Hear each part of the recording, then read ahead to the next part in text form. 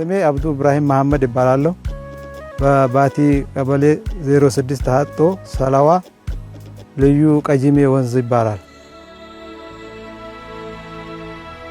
ሴፍትኔት ሳይመጣ በፊት ከቀን ቀን ለመድረስ ያስቸግር ነበር ማለት ነው። ብር የለም፣ የሚበላ የለም። ማሽላ የምናርሰው ዝም ብሎ በጋማ መሬት በቆላ ተጋላጭ ነው። ማሽላ እንዘራለን እንጂ እንትን አይልም፣ ምርታማ አይሆንልንም። በዛ ደን እየተመታ ነበር የሚኖረው። ያን ደን እየተጨፈጨፈ ወደ ገበያ ይዞ እየተሄደ ከሰል እንደዛ እየተሸጠ ነበር የሚኖረው።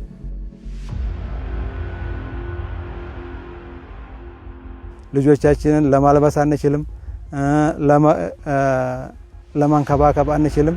ችግር ስላለ ወደ ጅቡቲ እየተፈናቀለ ይሄዳል እንጂ ዘንት ለመቀመጥ አይቻልም።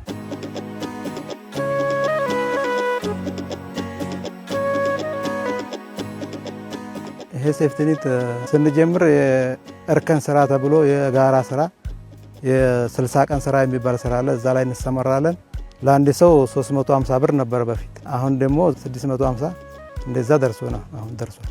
የዲሃ ተብሎ ተመልምለን ተሰጠን ከሴፍትኔቱ ሌላ ማለት ነው። ብር 35000 ብር ሰጡን።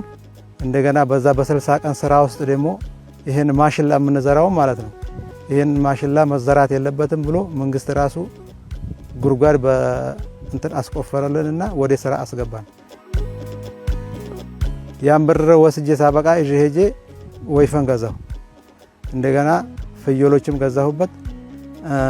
በሬው አሁን ወደ 100 ምናምን ሺህ ብር ይሸጣል። አሁን ያለው እንትኑ ማለት ነው። ክላስ ተደረገልን፣ መንግስት አደራጀንና ወደ 38 ሰው ነው እንደዛ በአንድ በኩል አደራጅቶን፣ እንደገና ደግሞ ባለሙያ መጥቶ እዚህ እንደዛ አርጋችሁ ትከሉ፣ እንደዛ አርጋችሁ ርጩ፣ እንደዛ አርጋችሁ እንትን እያለ መንጎ ተከለልን። ያን መንጎ በዛ ተክለን አሁን በለውጥ ላይ እንገኛለን።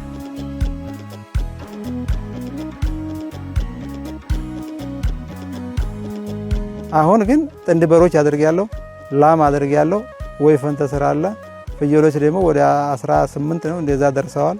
መንጎ ወደ 100 እግር መንጎ አሁን ጥቅም ላይ እየዋለ ነው። ወደ አካውንት ላይ ያለ ብርም አለ። የጥረት ያደረገብንን ሞተር 1400 ሜትር ነው ውሃ የምናመጣው ለዝለንትን። ከዛ ያንን ገዝተን አሁን በግሩፕ ተደራጅተን ውሃ ከዛ ነው የምናመጣው። በበጋ ሰዓት ከመንግስት ስንል የነበረው ለራሳችን ገዝተን ይሄን አቅርበናል። በዛ እየተጠቀምን ነው ያለነው። አሁን አልহামዱሊላህ እንትን ደህና ስራ ሰርቼ ተለውጫለሁ ይመስለኛል። በኑሮዬ አልহামዱሊላህ አሁን ያን በፊት እየተሸገርኩኝ ጎረቤት ሄጄ የምበደረውን ደሞ ተመንግስት ጥበቃ ሆኜ እንትን የምለውን ያንን አሻሽሌ አሁን ለራሴ የምመራበት እንትን ባጀት አካውንት አድርጌያለሁ።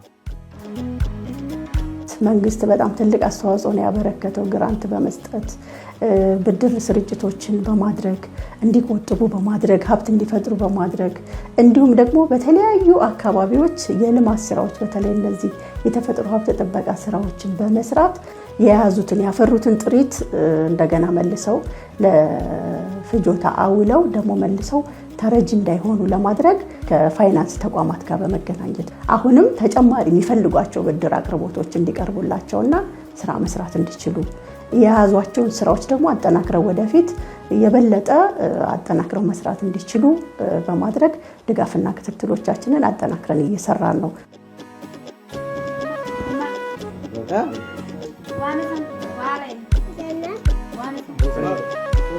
በቤተሰብ ጋር እስከዛሬ እሷ አሁን ራሷ ብትጠይቋት ትናገራለች።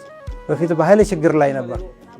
እሷም ወደ ስራ ስላስገባው እኔም ወደ ስራ ስለገባው ለውጥ ስላገኘን አሁን እሷ እኔ እርሻ ስገባ እሷ ወደ ዶሮች ትገባለች።